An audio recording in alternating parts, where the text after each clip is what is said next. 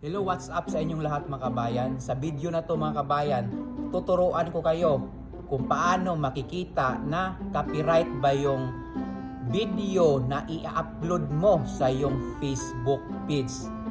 Kasi dapat mo tong malaman bago mo siya i-upload, dapat malaman mo muna kung copyright ba yung video na yon bago mo siya i-upload para wala kang issue na makikita balang araw pag mag-apply ka na ng monetization. Kaya sundan mo lang aking video kabayan kasi importante ito na malaman ninyo talaga kung bago ninyo i-upload yung video ninyo, yung tamang proseso bago nyo siya i-upload. Kasi pag upload kayo ng upload, hindi nyo alam, copyrighted pa yung video ninyo, walang silbi at makaka-issue yung page nyo. Kaya sundan mo lang yung video para malaman ninyo kung paano talaga yung tamang pag-upload. Para makita natin yung video mo kung karapat-dapat pa siyang i-upload. So sundan yung video kabayan.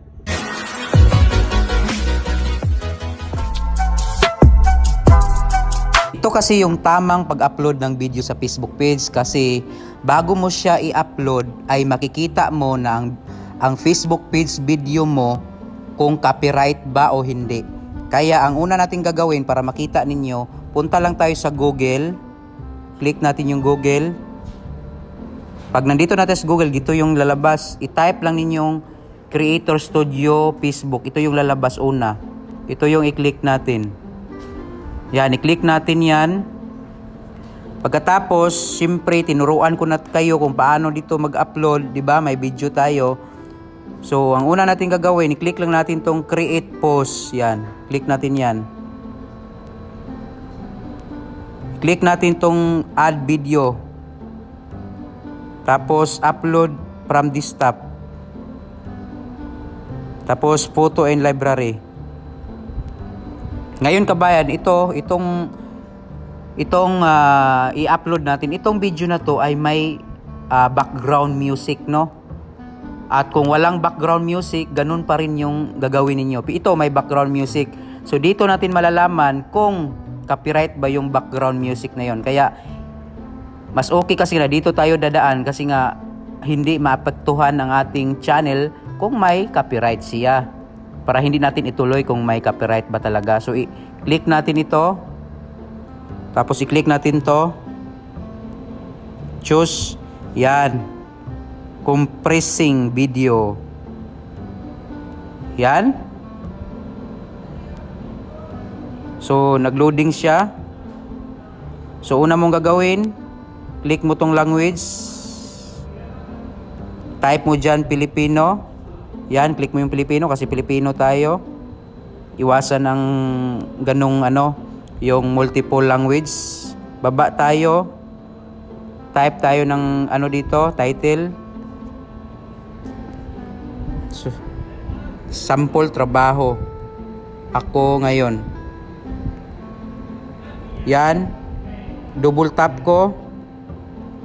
Yan, i-copy ko lang kasi parehas yung ilalagay ko dito sa description dan i-paste ko dito sa may description. Yan, parehas lang yung ilagay ko. Punta tayo sa baba dito. Dito tayo sa thumbnail. So maglagay tayo ng thumbnail. Yan. Click natin yung upload video, image. Dito sa gilid, lalabas to. Click natin itong sa gilid. Yan, punta tayo sa gallery. Example, ito yung hanap ako. Example lang ito yung thumbnail ko. Example, click ko yan. Okay, tapos choose. So, meron na yan. Yan yung thumbnail ko. Sample lang to eh. So ngayon, punta tayo sa taas kung okay na ba yung kanina nag-load. Ngayon, pag 100% na yan, punta ka sa baba. Baba ka, pinakababa kasi i-share natin yan. I-next natin. Yan, i-next natin. Yan, next. Yan yung lalabas. Next ulit. Yan. Dito sa taas,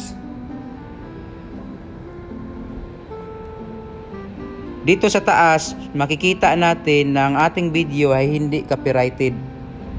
Dito, sabi dito, kasi dito maglo-loading yun eh. Lalo na pag mataas yung video mo, i-check talaga niya. Dito, copyright check. So dito, copyrighted content was not detected in your video. Ibig sabihin, hindi copyright yung nilagay nating music background kanina. So ngayon, ang gagawin natin kabayan, okay na yan kabayan. Kasi pag copyright yung video mo, ang makalagay dyan na copyright yung music mo. Pag ganyan, hindi copyrighted yung music mo talaga. Pag ganito, hindi daw siya, wala daw silang nakita. Pero okay na to siya i-share.